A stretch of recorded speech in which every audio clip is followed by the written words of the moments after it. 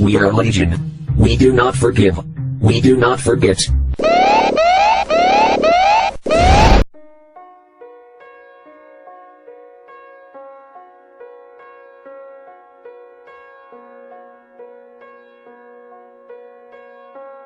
Ceci est un message anonyme de la part de la Révolution mondiale, pour les politiciens, dictateurs et plutocrates de toute la planète. Surpris par l'insoumission des peuples? Laissez-nous vous expliquer la délicate situation. Il y a des dizaines de milliers d'années, l'humain a commencé à évoluer. Depuis, notre espèce a marché sur une route sombre et sanglante, qui a isolé le peuple, condamné à vivre dans une peur causée par l'ignorance. La culture, l'éthique et le développement technologique ont toujours été conditionnés par les élites et leurs guerres, qui n'ont fait rien d'autre que perpétuer des schémas politiques obscurs et antisociaux. Nous voilà au XXIe siècle de notre ère.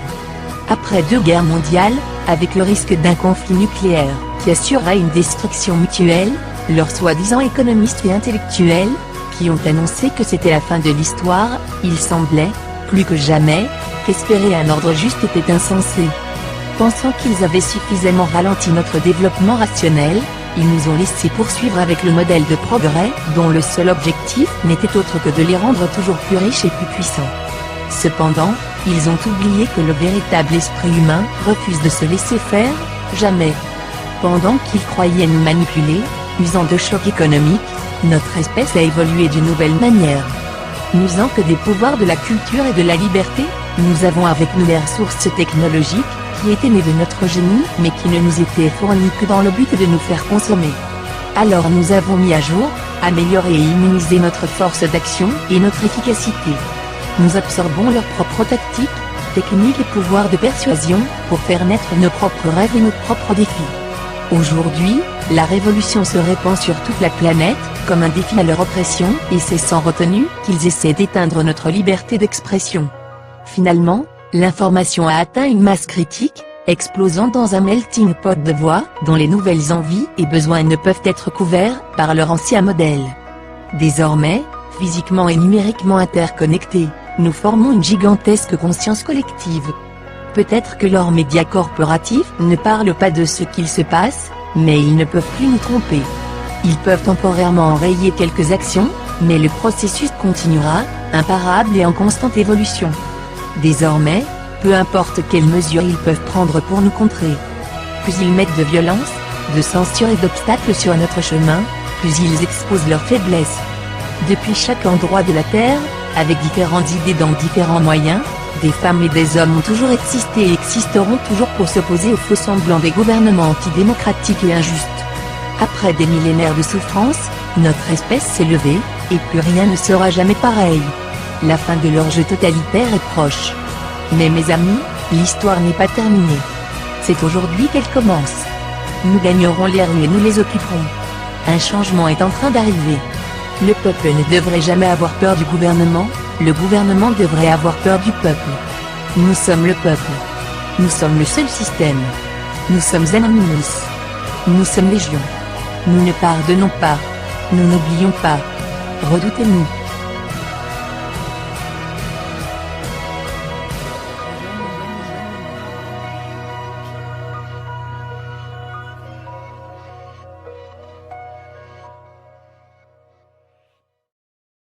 Bonjour peuple du monde libre, nous sommes Anonymous. Cette vidéo est un message à propos des chantrailles des géo-ingénieries. Une journée mondiale contre les épandages chimiques aériens se passe tous les ans le 25 avril. Nous Anonymous appelons les citoyens et citoyennes à soutenir AXEPICA, c'est-à-dire l'association citoyenne pour le suivi, l'étude et l'information sur les programmes d'intervention climatique et atmosphérique, afin de combattre ensemble les chantrailles.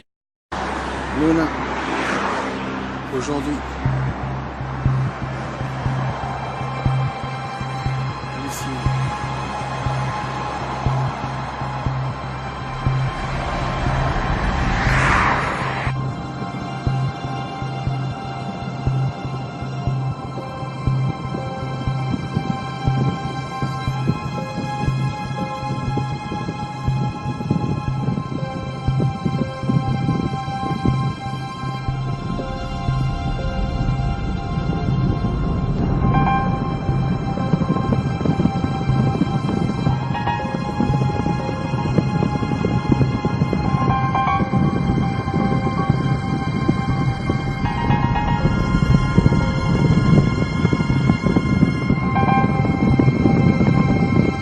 Alors là, nous avons un beau lafagage en cours qui vient de se produire. Et ici, nous sommes pulvérisés de toutes parts. Nous avons un avion qui vole mais qui ne fait aucun largage. Un largage qui vient d'avoir lieu, l'avion est en train de se sauver là-bas. Nous avons là-bas, derrière le sapin, d'autres largages qui arrivent. C'est déjà très laid. Nous avons au-dessus de nous aussi un largage qui est en cours. Voilà.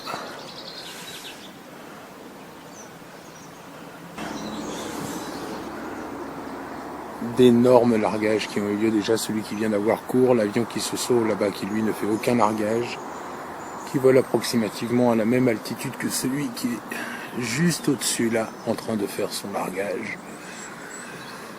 Et puis nous avons là-bas une très grosse traînée qui est en cours.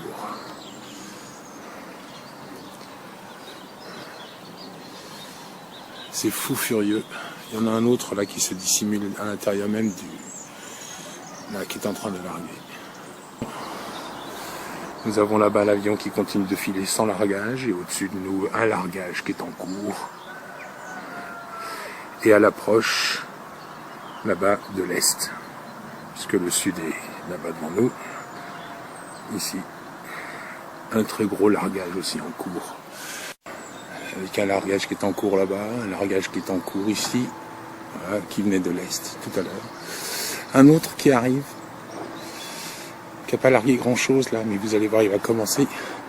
Parce que là, nous sommes dans une zone à pulvériser qui a été décidée. Voilà. L'autre, il est parti là-bas au bout. Nous sommes gâtés aujourd'hui. Le cadeau du nouvel ordre mondial.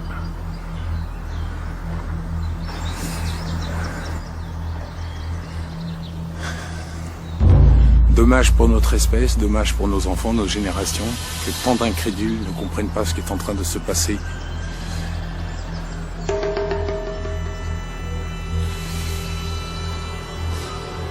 Comme aurait fait un certain interprète, je dirais 8 heures du mat, j'ai des frissons. Quand je lève la tête et que je vois ce qu'il faut.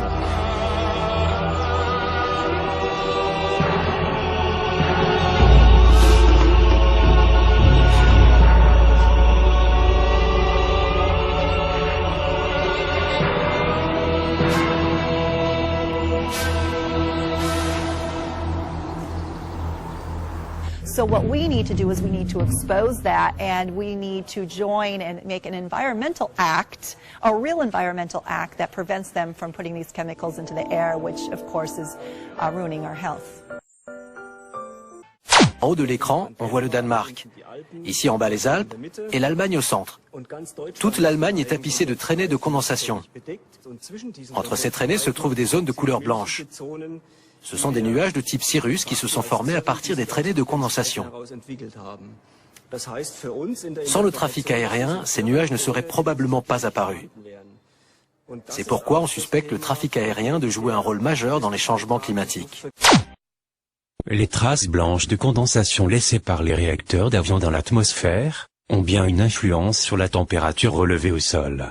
Après l'attentat du 11 septembre, pendant 3 jours, jusqu'au 14, aucun avion, de quelque compagnie que ce soit, n'a pu décoller ni atterrir aux États-Unis. Pendant ces 3 jours, 4000 stations météo américaines ont profité du vide dans le ciel, pour scruter l'atmosphère. Et voici le résultat. Entre le 11 et le 14 septembre, la température a augmenté d'1 degré. D'après l'étude, c'est bien la condensation des avions qui empêche la convection naturelle.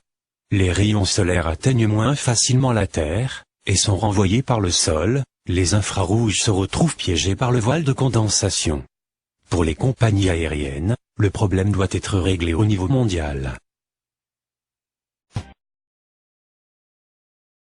Pour que ces traînées soient persistantes, et à de plus basses altitudes, il faut qu'il y ait des particules en suspension, qui servent de noyaux de condensation, et permettent la formation de celles-ci à des températures plus élevées. Certaines bactéries dont E. coli ont la propriété de former des noyaux de condensation, des -5 degrés Celsius, les sels d'aluminium, de barium, etc. servent également de noyaux de condensation à des températures relativement chaudes.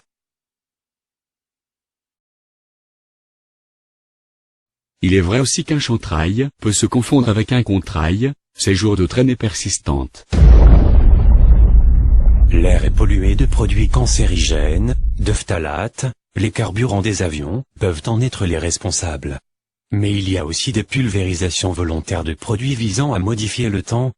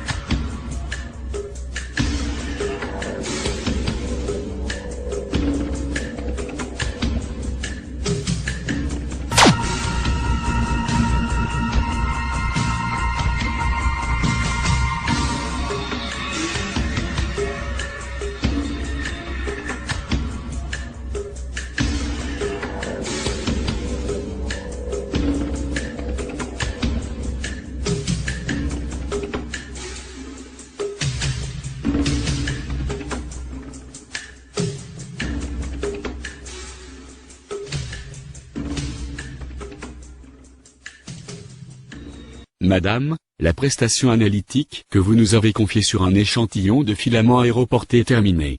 Les résultats obtenus sont présentés en résumé en détail dans le rapport analytique ci-dessous. Cette prestation analytique fait suite à celle réalisée précédemment sur 4 échantillons de filaments aéroportés prélevés à l'initiative de plusieurs particuliers en divers lieux répartis dans la France entière. Dans le cas présent, l'échantillon provient de la région de Saint-Martin-de-Crau, a été prélevé à la demande de votre adhérente Séverine Laxonnaire par les soins de l'étude Bruno, huissier à Arles, qui nous l'a transmis le 14 novembre 2014 par colis postal. Une très grande similitude apparaît clairement entre les résultats obtenus sur cet échantillon, dont l'origine ne saurait être remise en cause puisque la collecte a été réalisée sous contrôle d'huissier et ce précédemment collecté par des particuliers sur l'ensemble du territoire national. Pour extrêmement complexe que soient les résultats observés, la composition des produits de décomposition thermique directe des filaments aéroportés étudiés permet de présumer du fait qu'ils résultent d'un processus de polymérisation de l'air raréfié en altitude des effluents de combustion de réacteurs d'aviation.